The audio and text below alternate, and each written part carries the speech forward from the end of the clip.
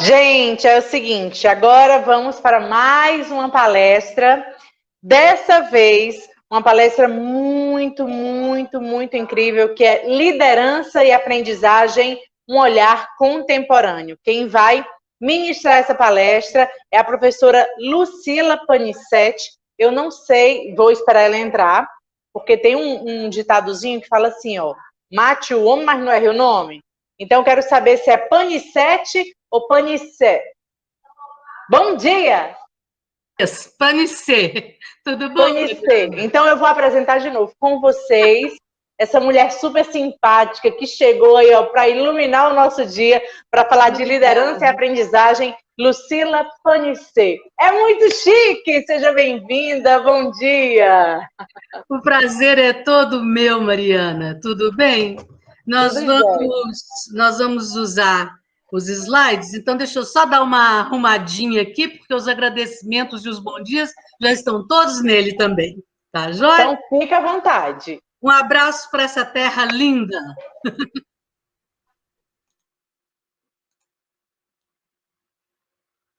Aqui, melhor assim, né? Sim, excelente. Olha, evidentemente, o prazer de estar aqui com vocês é triplo. Primeiro deles é pelo fato de ser no Ceará. Quer dizer que eu, em plena pandemia, hoje estou podendo ver as belezas dessa terra e desse povo super hospitaleiro, super encantador. Em segundo lugar, o outro motivo muito importante é o fato de ser com a organização da Paulo Ferraz, eventos e treinamentos, de quem eu tenho sido colaboradora há bastante tempo. E o terceiro lugar eu deixei por último, a cerejinha do bolo, falar para educadores, falar para os meus colegas. Por que não está indo? Um momentinho só, gente. Vai. Olha, eu costumo brincar que mais importante do que qualquer titulação que eu diga é o fato de que eu sou professora, e com muito orgulho. Depois vocês fazem as continhas ali de 65 a 2021, quanto que dá? Porque eu ainda estou dentro de sala de aula, como quando encontro com os meus ex-alunos. Professora, a senhora ainda dá aula? Ainda. E enquanto me quiserem, vou estar lá por amor, por paixão. Agora, o importante, realmente, é que nós não paremos aqui nesse nosso encontro. Então, vocês terão aí disponíveis todas as formas de entrar em contato comigo, para que nós possamos, mais tarde, num outro momento, continuar o papo com perguntas, ou pedido de sugestões, ou me ensinando alguma coisa que vai ser realmente de muita grandeza para mim. Olha, hoje nós vamos falar, então, sobre gestão educacional, vamos falar sobre liderança, sobre aprendizagem, muito com foco no gestor coordenador escolar. E o mais importante, vamos agora começar explicando. O meu alvo não é ensinar nada a colegas que estão aqui presentes comigo. Claro, nós já sabemos, nosso amigo Paulo Freire sempre já disse que ninguém ensina nada a ninguém. Então, eu vou servir aqui de mediadora entre o que eu conheço, o que vocês conhecem, para fazermos uma interseção dessas duas áreas. A nossa rota será a seguinte: feitas essas apresentações, nós vamos falar rapidamente sobre sociedade da informação ou do conhecimento. Vamos dar um toquezinho sobre administradores e gestores, e aí entramos no campo da liderança propriamente dita. Na liderança, claro, um link com equipes. E equipes pedem competência. Daí em diante, vamos lembrar que essa competência tem que ser dirigida ao nosso público. Então, quem frequenta a escola na atualidade? Quem frequenta está em busca de aprendizagens. E cada vez mais precisamos ressignificar o papel da escola na sociedade. Vamos partir, então, para as considerações finais e nos despedimos quando atingirmos o alvo dessa manhã. Eu peço a vocês para darem uma pensadinha antes de eu passar o outro slide sobre o que vocês acham que seria correto. Sociedade da informação ou sociedade do conhecimento é o que caracteriza o nosso mundo digital? Os dois. Nós não estamos mais em tempos de ou é um ou é o outro. É tempo de inclusão, é tempo de E. Portanto, nós estamos na era da informação. Igual teve a Era do Bronze, teve a Idade Média, teve o Renascimento. Agora a nossa era é a era da informação, das novas tecnologias permeando todas as ações. Porém, a sociedade é do conhecimento, porque conhecimento é a informação tornada útil. E isso, quem tem a competência de fazer, são os seres humanos. Então, nós vamos fazer essa diferenciação, porque na era da informação, a sociedade do conhecimento tem criado novos olhares para as mesmas paisagens, e aí nós temos o impacto direto até no vocabulário das línguas. Por exemplo, a gente só dizia administradores. Hoje, ouve-se a palavra gestores, como se fosse sinônimo. Na verdade, não são tão sinônimas assim. Enquanto os administradores lidam com sistemas fechados, ou seja, ali presinhos entre si, trocando apenas a energia interna, nós vamos ter os gestores lidando com sistemas abertos.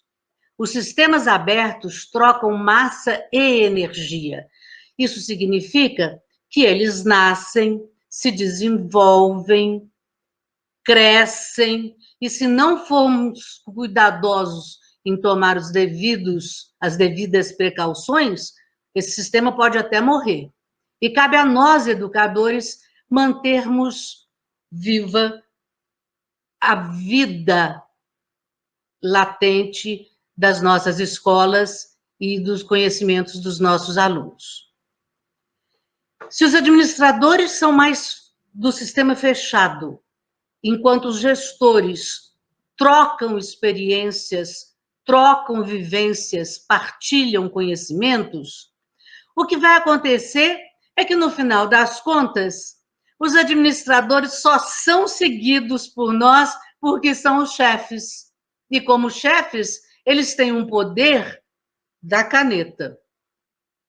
Já os gestores são líderes.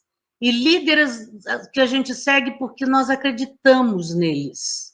Eles estão junto conosco e são transparentes nas suas proposições. Esse escritor é um escritor da área de administração de empresas e ele diz o seguinte: o perfil de um bom gestor reúne criatividade, flexibilidade, otimismo e persistência. E o que acontece é que no ponto central disso está a capacidade de liderança para trabalhar com sistemas abertos.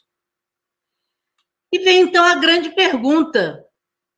Outra perguntinha que eu faço para quem está me escutando, dar uma pensadinha antes de eu dar a minha resposta. Liderança seria um dom ou não? Olha, todas as pesquisas indicam que a percentagem de gente que nasce líder é muito pequena em relação ao 100%. Então, apenas 30% dos líderes nascem com essa aptidão. Tem jeito para a coisa, se dão bem sendo líderes, ficam confortáveis na situação, sem ter que pensar nas ações. Mas os outros 70% são resultado de um processo de construção. E construção, nós já sabemos, desde lá do nosso amigo Piaget, construção tem a ver com aprendizagem. Essa construção é feita através das vivências, na medida em que eu vou percebendo o que eu tenho de positivo. Vou aí trabalhando para manter e melhorar cada vez mais. Enquanto na hora que eu penso sobre o que eu tenho de negativo, eu reestruturo as minhas ações e procuro novos caminhos para poder liderar meu grupo.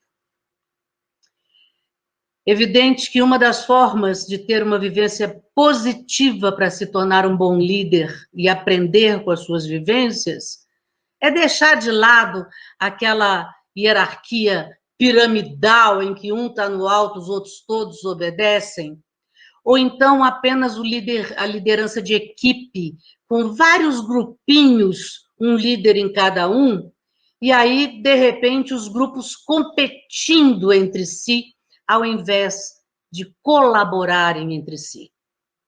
A nós, em especial na escola, interessa a liderança participativa, aquela que gera confiança e inspira o trabalho da equipe, porque o líder não só facilita, quanto apoia e incentiva as decisões serem tomadas pelo grupo. O líder da liderança participativa expande as competências da equipe. Ele cria uma identidade desse grupo, que é o que nós costumamos chamar de vestir a camisa. Ele tira partido das diferenças, não vai contra elas, querendo pasteurizar, homogeneizar o grupo, mas ele pega de cada um aquilo que a pessoa tem de melhor para oferecer para o bem comum. E mais do que nunca, e isso na atual conjuntura é essencial, na liderança participativa, o gestor antecipa e influencia as mudanças em seu grupo e em seu contexto. Agora, claro, numa liderança participativa, eu quero um grupo de alto desempenho. E algumas das pesquisas mais importantes no campo, vale a pena vocês depois fazerem uma pesquisa a respeito, é do Maciel Losada, chileno, naturalizado americano, que fez uma pesquisa que teve um fundo de quase 50 milhões de dólares.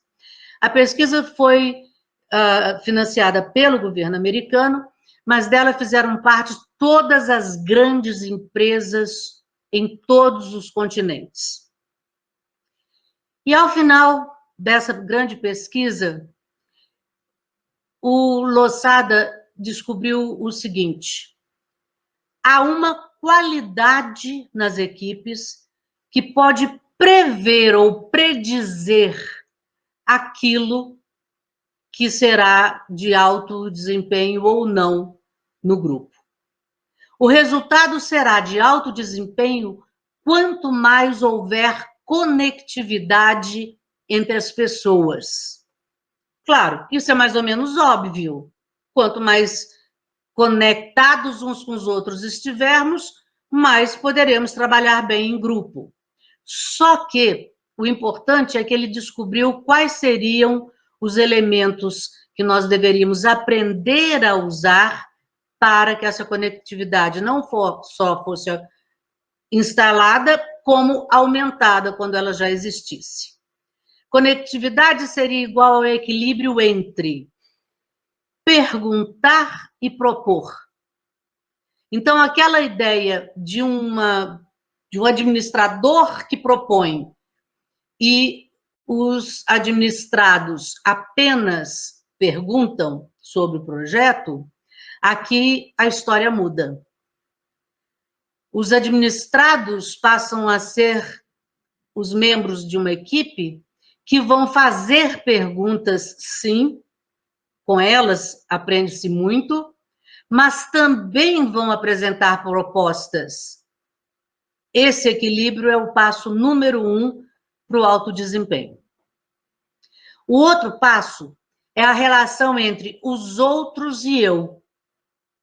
Enquanto o administrador é o eu praticamente onipresente, onisciente, os outros são os outros, num grupo que tenha um gestor líder, os outros e eu estamos no mesmo nível. E o terceiro item é a quantidade de negatividade e positividade que existe, não só no linguajar, quanto na postura, na linguagem corporal dos envolvidos naquela equipe. Agora, em relação à negatividade e positividade, existe um elemento extremamente curioso, e eu acho que isso é um ponto essencial para nós conhecermos, ainda mais que nós lidamos com gente o tempo todo.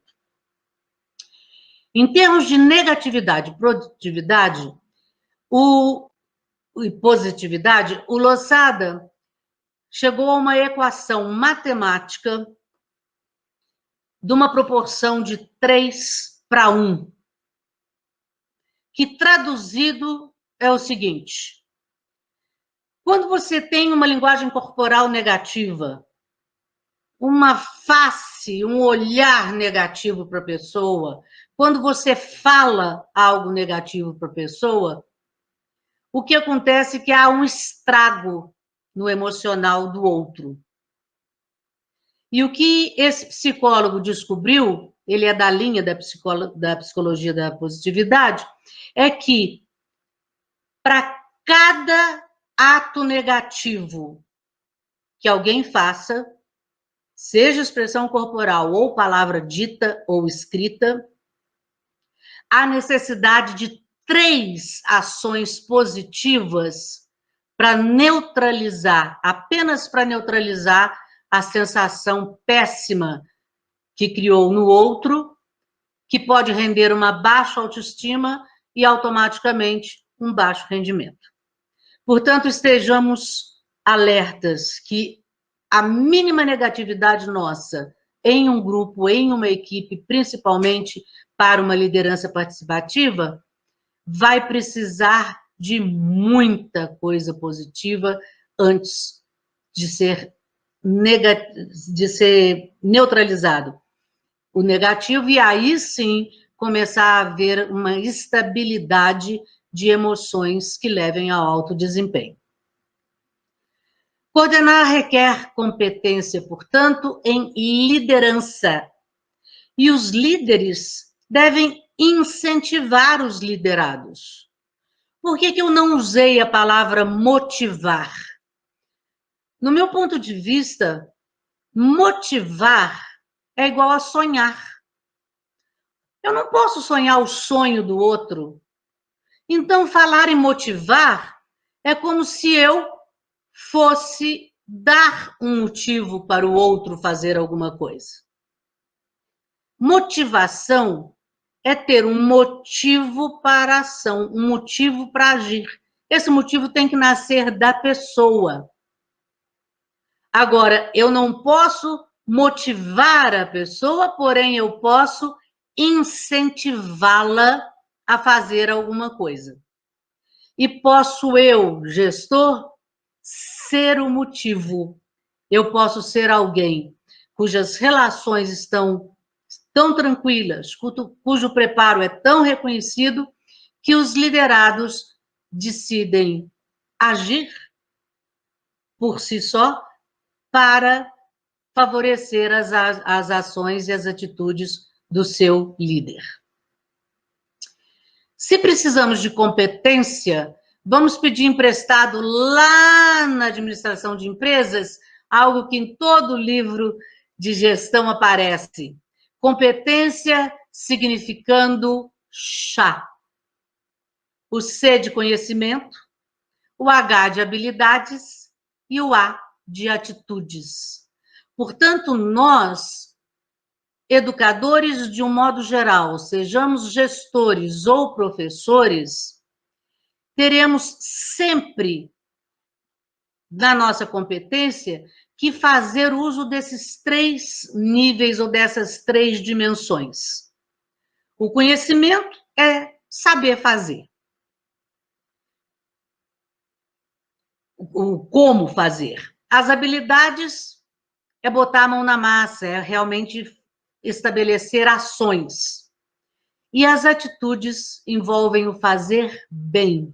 Ou seja, eu só serei competente se eu tiver o conhecimento ou teoria para saber como fazer, se eu tiver habilidades que envolvem as minhas múltiplas inteligências e estilos para poder fazer sabendo o que eu estou fazendo, mas atitude para que eu realmente transforme os 2 anteriores em ação e resultado. Por isso, não basta um coordenador amar o que faz, como certamente todos os que me escutam amam a educação. É importante que ele esteja profissionalmente preparado para o que faz também. Nesse contexto, o gestor coordenador é descrito em vasta literatura, tanto como em educação como em gestão, com características de atitudes de dinamismo, de senso de oportunidade, descobrir qual é o momento certo para agir, de autoconfiança, de estar preparado profissionalmente para ter certeza de que tomará boas decisões e, acima de tudo, a habilidade de se relacionar bem. As habilidades para as boas relações dependem de 2 elementos que eu posso considerar elementos-chave para isso. Primeiro, a gente reconhecer que nós, seres humanos, temos aquele grau de egocentrismo, de achar que eu sei, eu posso, eu faço, só eu. E esse sentimento é extremamente pernicioso, porque nos transforma numa ilha. E gestores não podem ser uma ilha. O outro elemento importante para as boas relações é construir pontes. Pontes entre a educação e a vida real envolverão gestores, professores, diretores, orientadores, supervisores, os secretários de educação, todos os envolvidos, pensando no aluno ou na escola, instituição, em relação àquilo que pode ser bom para eles e que pode ser útil ou positivo na vida real. Essas pontes entre educação e vida real precisam estar sobre pilares muito fortes. Elas precisam ser alicerçadas em objetivos claros, saber onde vai, como vai, por que vai, etc. Empatia, colocar-se no lugar do outro, sentir a dor do outro, e muitas vezes não é só sentir a dor do outro, mas é entender que o outro tem os seus sentimentos, que não necessariamente serão os meus. Ter acuidade sensorial, biologicamente sensorial mesmo, ser capaz de ouvir, de ver, de tocar, pessoas que possam estar alerta durante os seus contatos com as outras pessoas na sociedade em geral e particularmente na comunidade educativa. E, claro, flexibilidade. Lembra lá no início? Vai ser um ou o outro. Não, podem ser os 2, dependendo do horário, das circunstâncias, das necessidades. E essa flexibilidade vai nos ajudar a saber o que escolher na hora certa. Chegando ao nosso cantinho de aprendizagem, vamos considerar o seguinte: todo coordenador, todo gestor precisa ter em mente que aprender é um assunto do cérebro, portanto, precisa ter noções de como a área cognitiva funciona, sabendo principalmente um detalhe: a cognição e a emoção caminham de mãos dadas. Vamos lembrar que há multiplicidade de inteligências. Então, o nosso olhar para perceber que pessoa é boa para que cargo ou para que atividade vai facilitar demais o nosso trabalho como coordenador, gestor escolar. Precisamos, de uma vez por todas, passar a inclusão para o patamar da realidade. E isso significa não apenas dizermos, mas é difícil, mas eu não tenho conhecimento, ou a minha escola não está preparada. Precisamos nos preparar, buscar conhecimento e entender que a dificuldade é a vida, e nós precisamos saber lidar com ela. Em aprendizagem, interação é essencial. E interação se faz com diálogo, e um diálogo fortemente ligado à escuta. Porque nós, professores, muitas vezes somos profissionais da fala. Nós precisamos começar a ser profissionais da escuta para nós podermos ter melhor interação com aqueles colegas ou estudantes e famílias que estão conosco. E vamos, quando falarmos em aprendizagem, vamos alterar para o plural? Aprendizagens, porque são infinitas. E elas devem ser feitas para a vida integral. Às vezes me incomoda um pouquinho quando eu vejo um anúncio: nossa escola forma para a vida. Aí eu fico pensando, a escola de medicina forma o médico porque ele não é médico antes. A escola de pedagogia forma o pedagogo que não é pedagogo antes. Então, uma escola que forma para a vida, parece que a pessoa não tinha vida antes da escola. Então, vamos pensar o seguinte: não é formar para a vida, mas para a vida integral. Para a vida no trabalho, para a vida em família, para a vida em sociedade e, claro, na escola também. Agora, quem são as pessoas que buscam aprendizagens conosco? Olha, didaticamente é que existe essa separação, porque as gerações vão se misturando. Eu, particularmente, já com meus 56 anos de magistério, 72 de vida, já passei por todas elas. Eu nasci lá no Baby Boomer pós-Segunda Grande Guerra. Mas não parei, não fiquei estagnada, não. Eu passei pelo tempo em que eu era geração X, que são os filhos dos Baby Boomers, que XYZ não tem nada a ver com o alfabeto, tá? Os X eram aquelas pessoas que estavam na encruzilhada. A vida dos Baby Boomers pós-guerra era uma vida muito, vamos dizer, monótona, muito focada para uma coisa só. A geração seguinte não tinha muita escolha, então eles ficaram meio perdidos no X.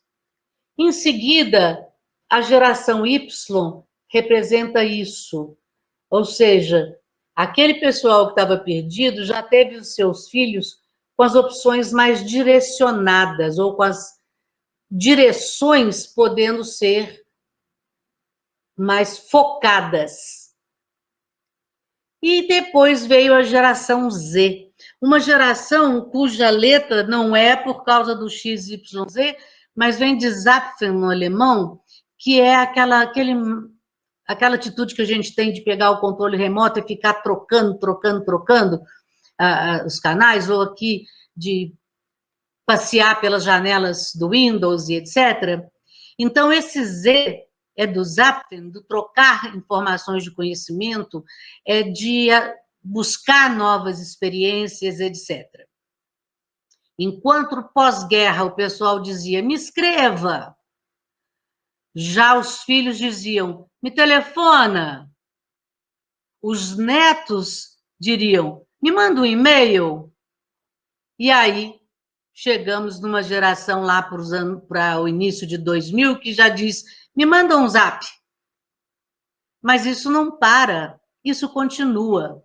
E isso gera uma nova forma de pensar no ser humano. E como a nova forma de pensar atual, nós temos geração C, que são realmente as pessoas que estão nas escolas ou nas escolas no dia de hoje. A geração C não tem idade, isso é uma particularidade interessante. Pode ser alguém de 9 meses ou 90 anos.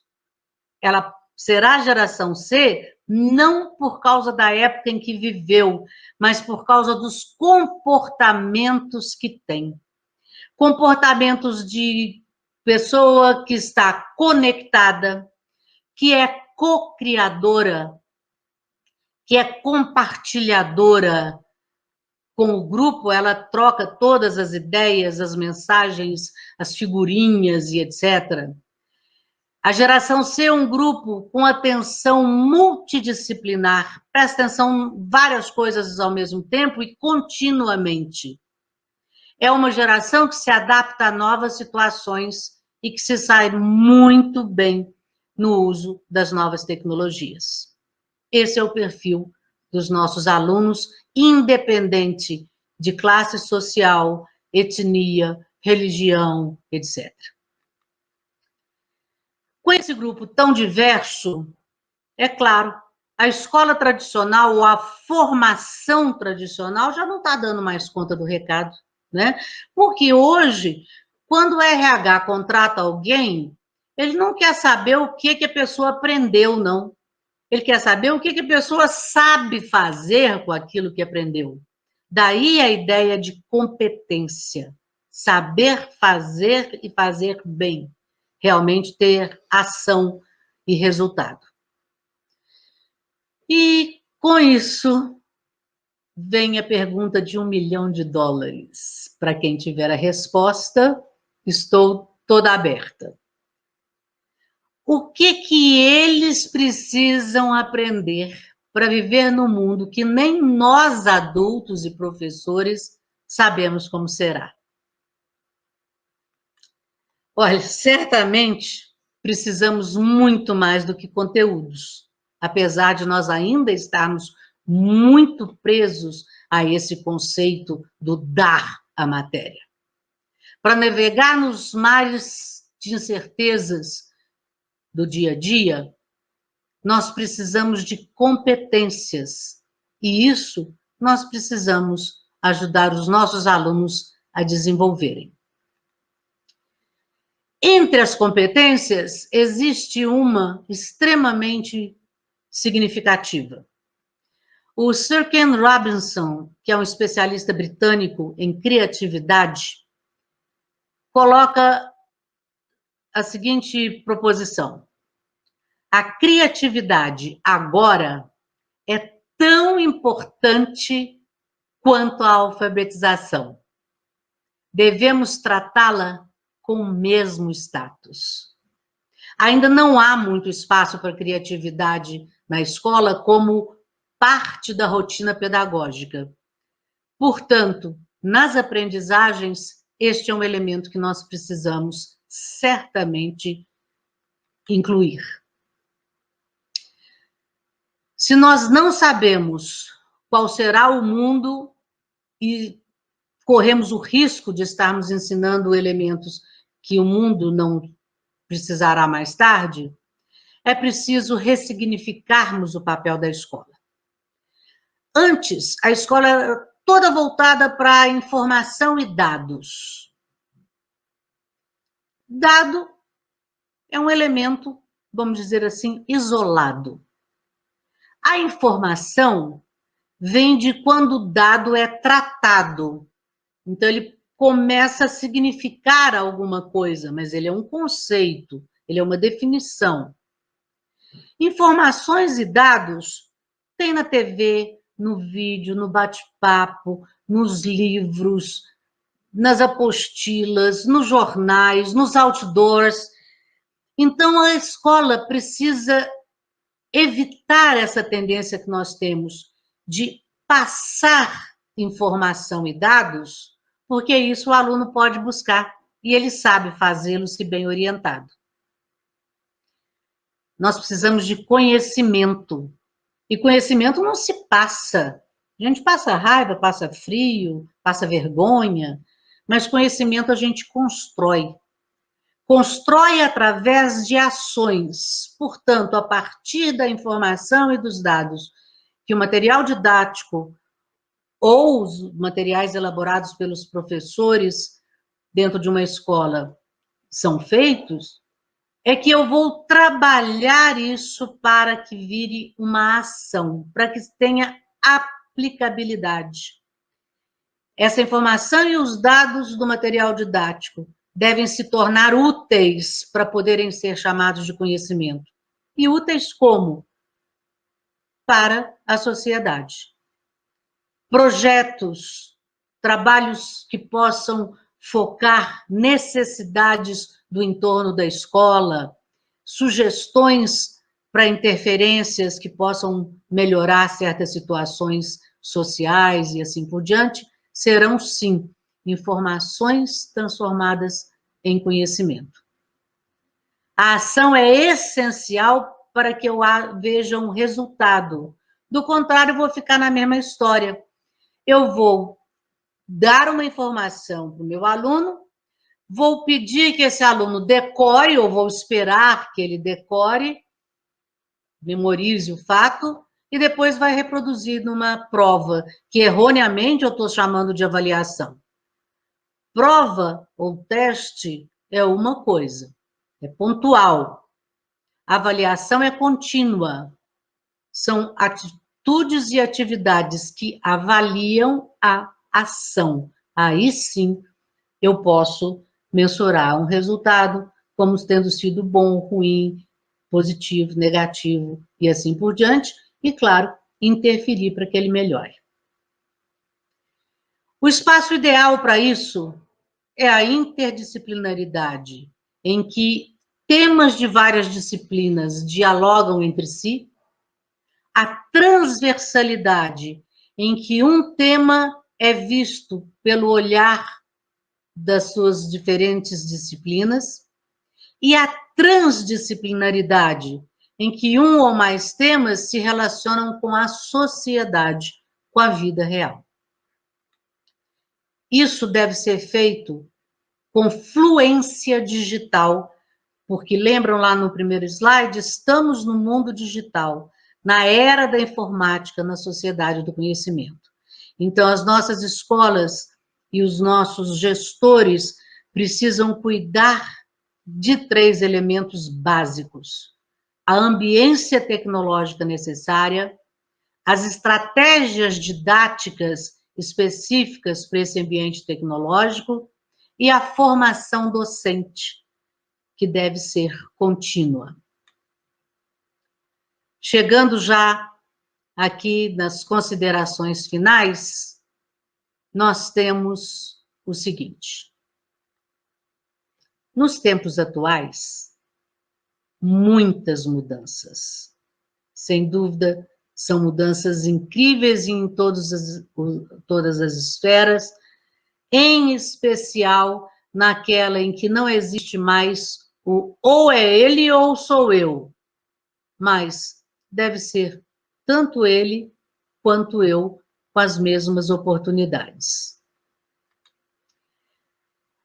Existe um grande educador, aconselho lerem tudo que puderem em relação à educação, escrito por Rui Canário, ele é português, que em uma dos seus textos, ele faz uma reflexão muito interessante. Historicamente, a escola elegeu como função do ensino a transformação de pessoas em alunos. E hoje, a educação de futuro, observem que não é a educação do futuro, é a educação de hoje que terá futuro, né? Que se manterá e, como sistema aberto, vai ter uma perenidade maior. A educação de futuro supõe a adoção do procedimento inverso, transformar os alunos em pessoas. Não é à toa que a BNCC se preocupa em investir bastante nas habilidades socioemocionais, porque ao transformar pessoas em alunos, nós nos preocupamos muito com o cognitivo. E o emocional deixado de lado, ou às vezes não deixado de lado, mas pelo menos em segundo plano, tem criado atritos na sociedade que, se nós, que somos educadores, não soubermos preparar de uma outra forma, podem criar uma certa escalada, vamos dizer, de violência, de relacionamentos ruins, de separações, de polos antagonistas e assim por diante. Se é tempo de transformarmos alunos em pessoas, é tempo também de trocarmos o antigo penso, logo existo, por sinto, logo penso. Porque as emoções são grandes mediadoras do pensamento humano. É importante conhecer as emoções e saber lidar com elas para que nós possamos aprender melhor e pensar com clareza. Lá no tempo do nosso prezado Leonardo da Vinci, considerado o maior gênio de todos os tempos, passamos para novos tempos com base no que já sabemos, porém com novas práticas. Einstein, o maior gênio após o Da Vinci, dizia que insanidade é continuar sempre fazendo a mesma coisa e esperar resultados diferentes.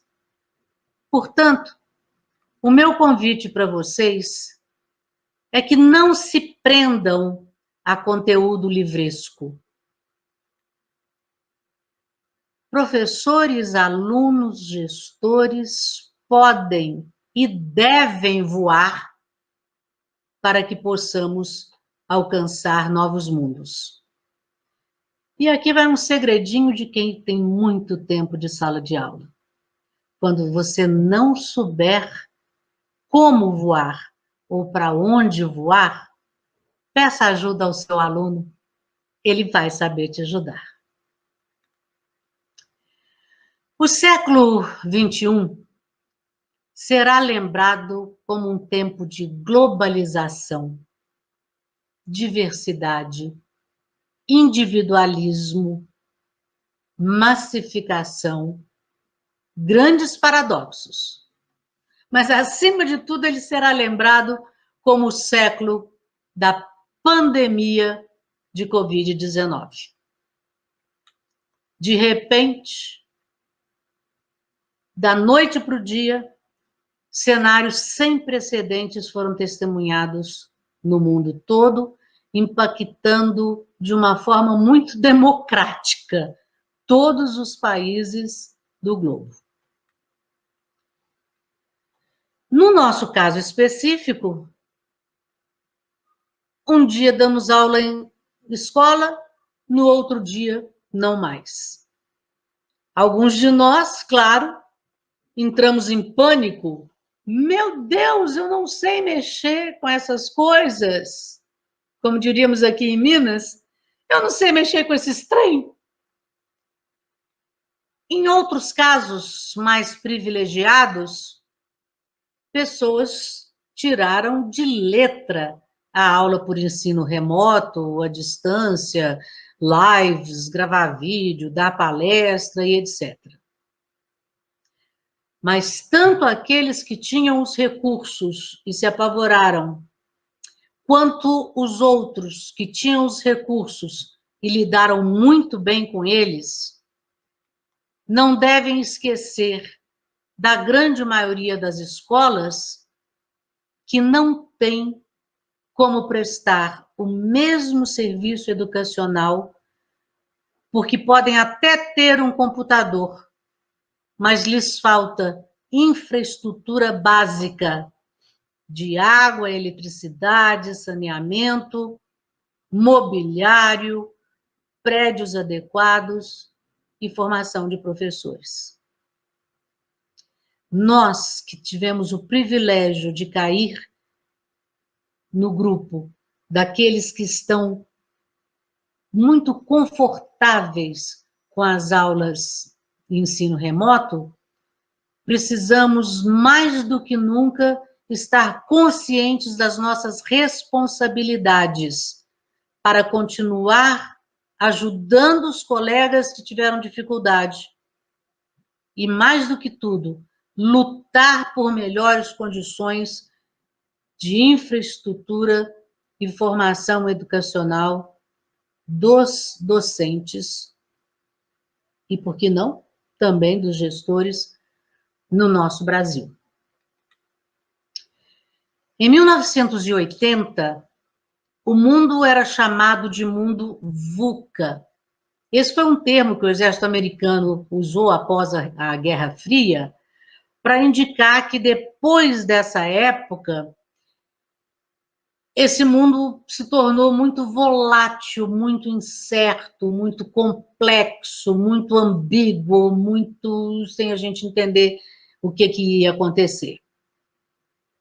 Os anos se passaram, novo século, e agora, em 2020, em razão de tantas mudanças, os gestores estão chamando o mundo de mundo BUNNY. BUNNY é um acrônimo de inglês, assim como VUCA, indicando um mundo quebradiço, um mundo ansioso, um mundo não linear, em que as coisas não ocorrem mais na ordem que se esperava que elas ocorressem. Um mundo incompreensível, que para todos nós, às vezes, parece surreal em termos do que tem acontecido.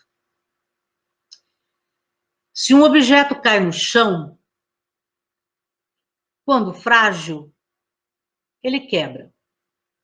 Quando forte, ele aguenta o tranco, ele resiste. Mas esses dois elementos não são mais suficientes para um gestor, um educador, um professor ter como atitude no século 21, ano 2021.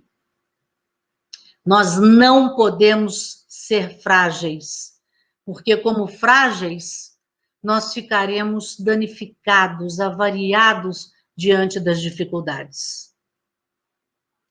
Fortes, mais ou menos. O forte resiste, você pode dizer.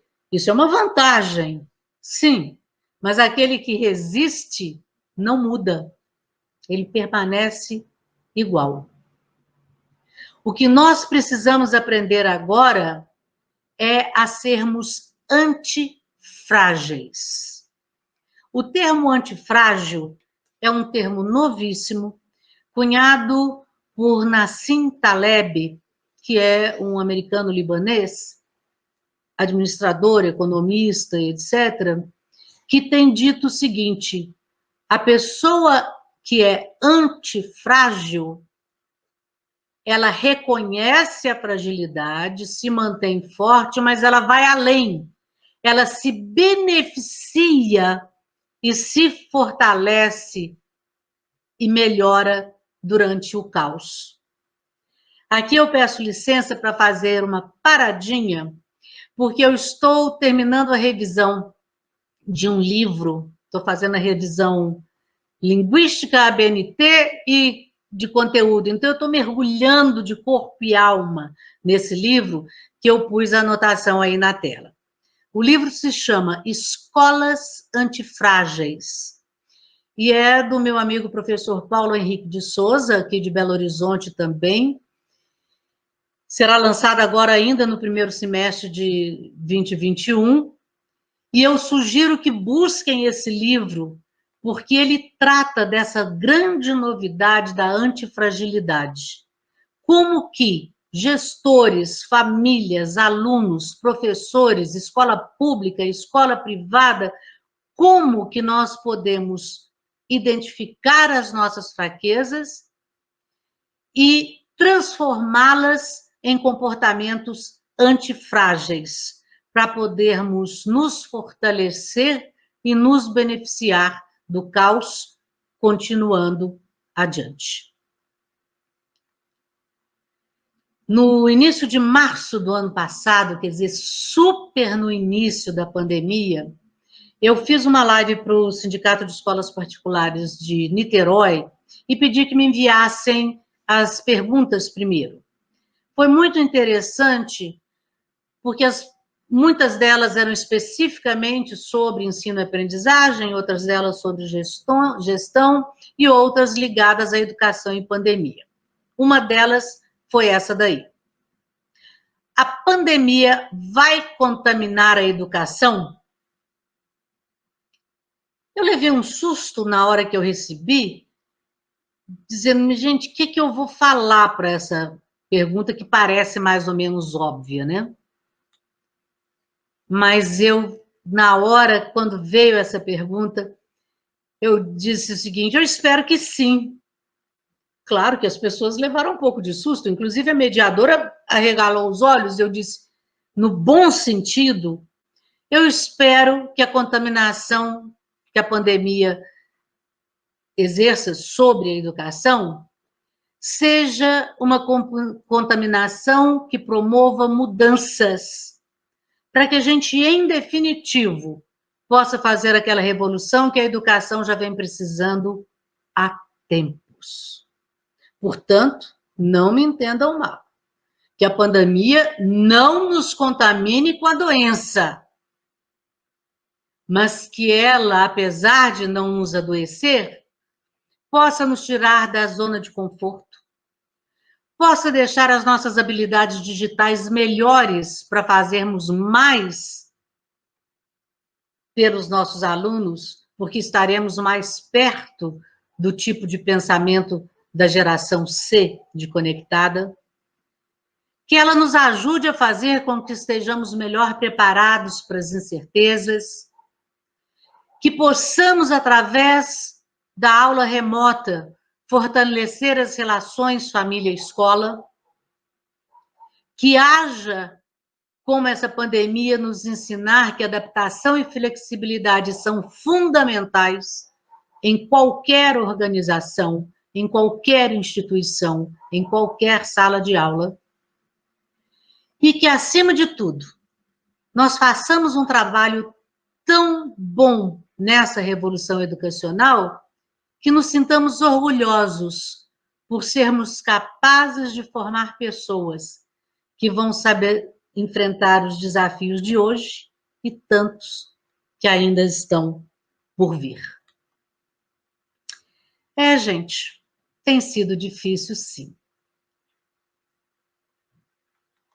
Mas eu garanto, ajudar os nossos professores, os alunos, as famílias nas escaladas da vida vale muito a pena. E você, gestor, em especial das redes oficiais, tem aí uma grande contribuição que tem sido dada e que eu espero se torne cada dia maior com o amor à profissão e o preparo para a liderança, para as aprendizagens e para tudo mais que vier. Eu agradeço o tempo que me foi dado e, por favor, mantenham contato. Terei muito prazer em continuar a nossa conversa em um outro momento. Um beijo para todos. Professora Lucila, que elegância, Sim, Mariana. Que alegria, que carisma e que sabedoria, que ensinamento nos trouxe. Muito obrigada. A partir de hoje, a minha vida inteira, sabe o que eu falei? Eu sou muito forte. Eu sou muito forte. O mundo está desabando? Eu sou muito forte. Hoje, a partir de hoje... A ser antifrágil. Eu sou antifrágil. E eu quero saber, estou aqui com os comentários. Eu quero saber quem é antifrágil, coloca aqui nos comentários. Eu. Ótimo. A partir de hoje, 500 pessoas ao vivo, ninguém mais é forte e ninguém mais é fraco. Todo mundo é antifrágil. Tá todo mundo colocando aqui, levantando a mãozinha, colocando eu, viu? Foi realmente incrível, maravilhosa. Muito, muito obrigada pela sua presença, pela sua participação, pela sua contribuição e pelo seu legado aqui hoje, nesse fórum. Muito obrigada e eu espero que logo, logo possamos estar presencialmente no evento da Undime. Se Deus quiser. Mariana, mais uma vez, muito obrigada, Undime, pela confiança. Obrigada ao Paulo pelo convite.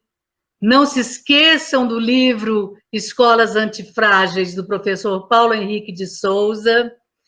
E certamente vamos unidos conseguir mudar essa educação para aquilo que todos nós temos desejado. Uma educação de século XXI para pessoas de século XXI. Um beijo. Antes da senhora sair, sim, vamos printar a tela com a professora Lucila, tá certo? Então, professora, se quiser fazer um coraçãozinho, viu? Pior é que eu quebrei a mão, não estou podendo fazer um coraçãozinho, não. Pois deu legal. Não estou podendo fazer um legalzinho. Então, hora do print, vamos lá, galera. Vamos printar muito essa tela, compartilhar aí com... Tem Instagram, professora? Tenho. Qual o seu Instagram? No primeiro slide, tem o Facebook, o Instagram, o WhatsApp, o telefone normal e o e-mail. Mas meu Instagram é Lucília Panicet. Então, pronto. Tá aí, gente. Já marca ela, marca a Undime, tá? Pra gente movimentar essas redes sociais. Se Deus quiser. Um beijo, muito obrigada. Um beijo das Minas Gerais, uai! Tchau, professora. Um prazer. Gente, somos antifrágeis! E, vocês estão mandando muitas mensagens aqui, tá? A Maria José da Silva Marisete falou assim, que exemplo de coerência e vitalidade. Tô lendo já, hein? Raimundo Casinha, somos todos antifrágil. Muita gente aqui, eu vou tentar ler. Tarciana Correia Moura, palestra maravilhosa, obrigada, professora. Ana Virgínia Freitas, eu sou super antifrágil, somos todos, somos todas, é isso aí. Celina Queiroz, show, estou gostando de ver todos vocês aqui participando. E eu tenho um convite